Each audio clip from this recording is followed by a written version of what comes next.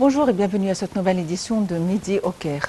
Amorçons notre rencontre avec ce compte rendu concernant le chef de l'État, le président Abdel Fattah el-Sisi, qui a souligné hier que le lancement de la stratégie du marché commun de l'Afrique orientale et australe, le COMESA, reflétait la volonté réelle des pays membres pour réaliser l'intégration économique et régionale.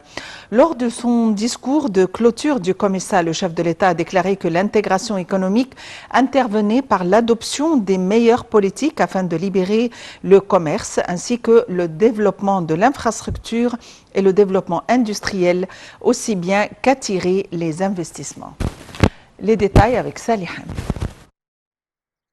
Le président Abdel Fattah el-Sisi a exprimé ses sincères remerciements et sa gratitude pour les efforts concrets ainsi que les discussions fructueuses et constructives pour achever l'agenda, exprimant ses remerciements au secrétaire général du COMESA ainsi qu'à tous les membres du secrétariat général et tous ceux qui ont contribué à la préparation et à l'organisation du sommet pour le grand effort déployé pour faire réussir les travaux de ce sommet malgré les défis actuels imposés par la pandémie de Covid-19.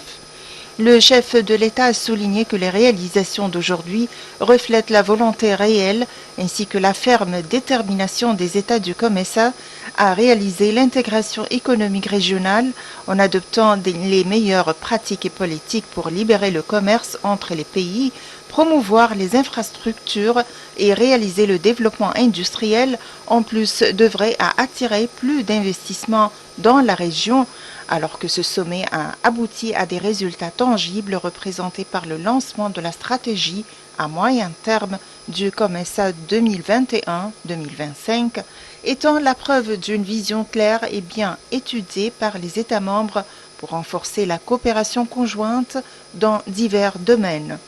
Dans ce contexte, le président el-Sisi a déclaré être obligé de prendre les mesures et procédures nécessaires à l'application de l'accord de libre-échange du COMESA dans tous les États membres. Pour atteindre le plus haut degré d'intégration économique régionale dans la région du COMESA, nous sommes obligés tous d'ouvrir la voie à tous les principaux acteurs directement impliqués dans la réalisation du développement économique dans les États membres, notamment le secteur privé et le monde d'affaires, grâce à leur rôle vital et efficace dans la promotion du commerce intra-étatique entre les États membres. Selon le chef de l'État, et partant de l'importance du COMESA en ce qui concerne l'économie nationale égyptienne, et croyant en notre devoir de contribuer à la réalisation des objectifs du COMESA au cours de l'année de notre présidence du groupement, à la lumière des efforts et objectifs que nous vous avons présentés, en espérant les réaliser dans un certain nombre de domaines, je vous invite tous à participer à la mise en œuvre de cette vision et à contribuer à la réalisation de ces efforts et objectifs d'une manière qui sert les intérêts et les objectifs du groupement COMESA et des peuples des États membres. Et enfin, il a annoncé la clôture du 21e sommet du COMESA, priant Dieu de nous aider tous à réaliser les aspirations et les espoirs des peuples. Merci. Le président Abdel Fattah el-Sisi s'est entretenu avec le président du Conseil présidentiel libyen, Mohamed El-Menfi, en marge du sommet du COMESA tenu à la nouvelle capitale administrative. Au cours de la rencontre, le président el-Sisi a confirmé que l'objectif principal de l'Égypte était d'assurer la paix et la sécurité aux frères en Libye, jugeant nécessaire de prioriser l'intérêt supérieur de la Libye basé sur la sauvegarde de l'intégrité de son territoire, la sécurité et la stabilité et la fin des ingérences étrangères.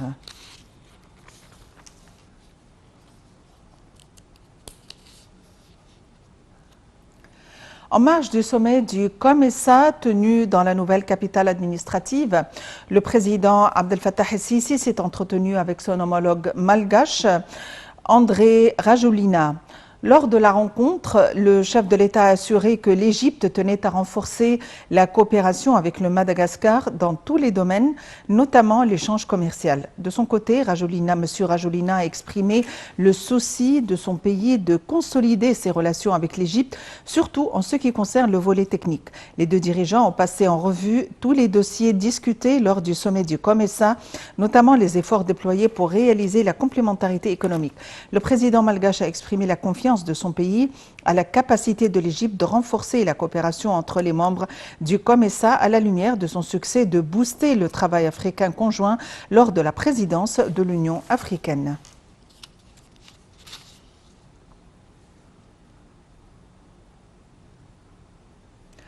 Le Premier ministre Dr Moustapha Madbouli a assisté à l'inauguration du nouveau bâtiment de l'Institut supérieur du cinéma à l'Académie des arts. Le chef du gouvernement a déclaré que ce nouvel édifice artistique était une preuve du soutien des dirigeants politiques aux outils du soft power pour leur rôle influent dans le développement et la construction des patries. La ministre de la Culture, Dr Inès Abdeldaïm, a pour sa part annoncé que ce nouveau bâtiment, avec ses systèmes technologiques avancés, représentait un saut qualitatif dans le domaine de réhabilitation d'une génération prometteuse de professionnels du cinéma et mettait l'accent sur le caractère unique de la créativité égyptienne.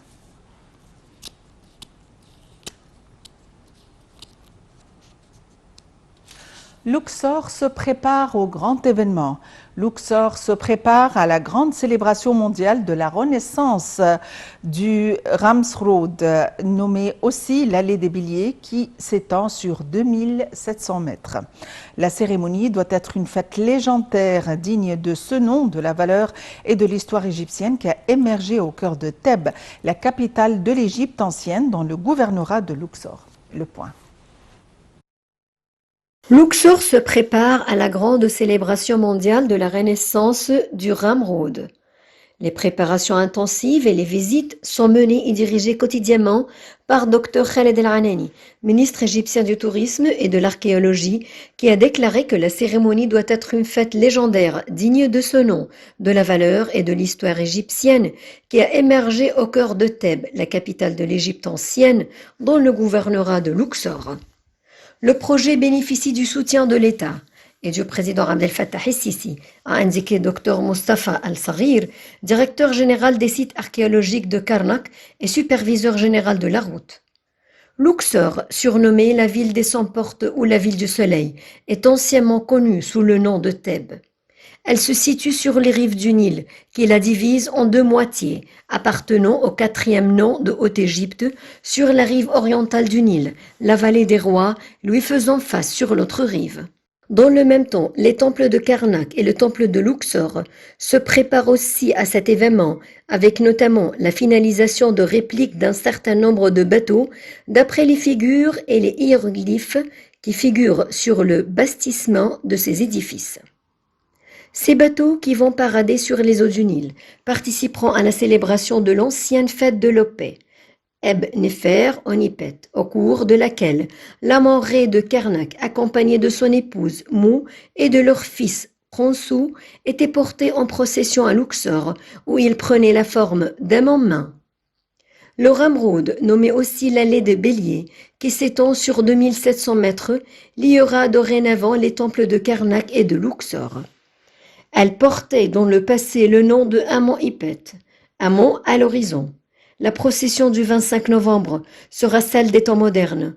Elle sera aussi celle des nouvelles technologies. De tout temps, les temples égyptiens ont été construits selon un rite qui devait incarner et refléter le chemin du Seigneur du Soleil à travers le ciel. Ramrud parcourt les 2700 mètres qui séparent les deux joyaux de la Thèbes antique, le temple de Luxor au sud et celui de Karnak au nord, devenant ainsi une nouvelle voie historique. Elle sera de chaque côté agrémentée de 1200 grandissimes statues à tête de bélier ou de sphinx qui symbolisent le dieu Amon. Ce gigantesque chantier a mis plusieurs années à voir le jour. Les derniers mois de construction ont nécessité un travail de titan de la part des équipes engagées sur le projet.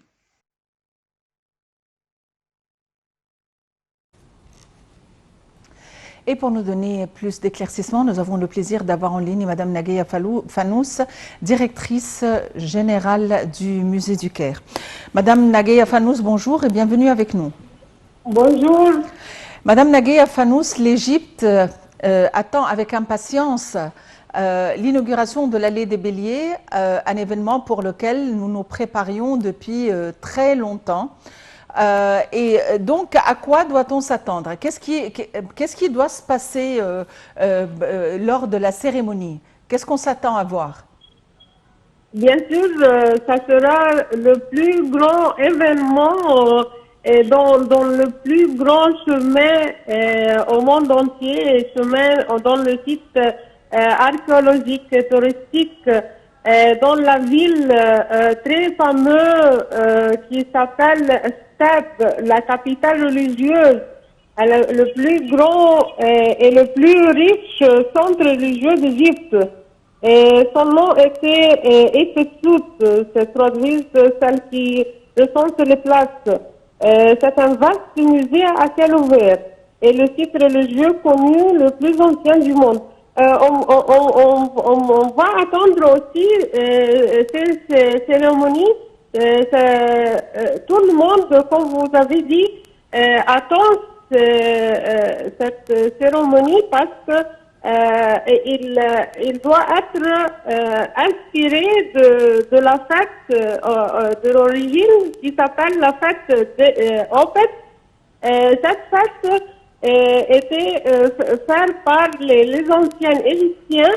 Ils portent des bateaux et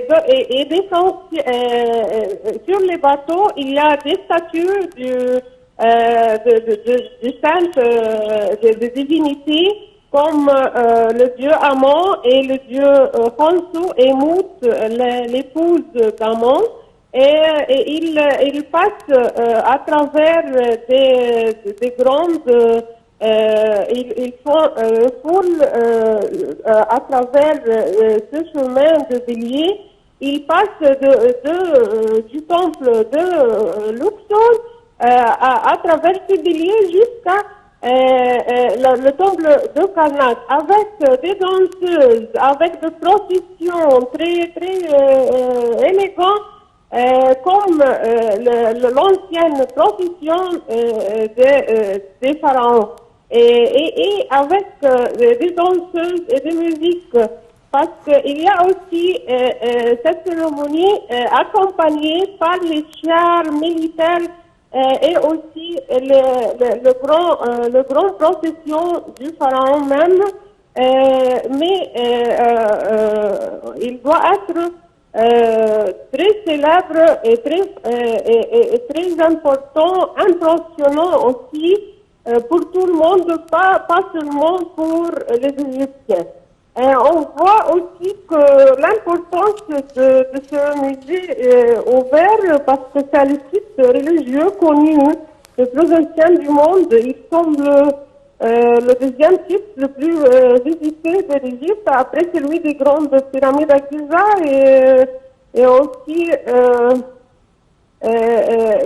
il fut aussi le temple principal du culte d'Amon. Et de nombreux autres temples égyptiens, on appelle aussi le temple de Karnak, les temples de Karnak, parce qu'il était plein d'essentiels et des obélisques, de grandes statues et des colosses appartenant à toutes les périodes pharaoniques. On va voir aussi les processions sur le Nil. Ce fleuve était toujours sacré pour les anciens Égyptiens. Il s'appelle le dieu Habi à l'ancien. Aussi, on va voir l'éclairage des temples et aussi il y a des travaux et l'État fait plusieurs travaux dans ces temples pour restaurer et pour faire des nouveaux éclairages dans les deux temples. On voit aussi des travaux d'aménagement intensif pour augmenter l'efficacité de l'infrastructure. Oui. Pour Madame Nagaya développer et Fanous. embellir la corniche. Oui, les Madame lieux et Nagaya les places. Fanous, vous êtes directrice générale du Musée des Caire. Merci beaucoup pour les propos que vous avez avancés, mais il est temps de clôturer. Merci de nous avoir suivis. Rendez-vous demain à 19h30 pour suivre ensemble cet événement grandiose. Là où se trouve cette route qui est Rams Road à Thèbes, l'ancienne capitale de l'Égypte, il y a plusieurs milliers d'années, et là où se trouve Luxor qui est la capitale de la J'attends culture. avec vous, bien sûr. Merci à vous. Merci beaucoup, très bonne journée à tous et à la prochaine. De rien. Merci de nous avoir suivis et à la prochaine.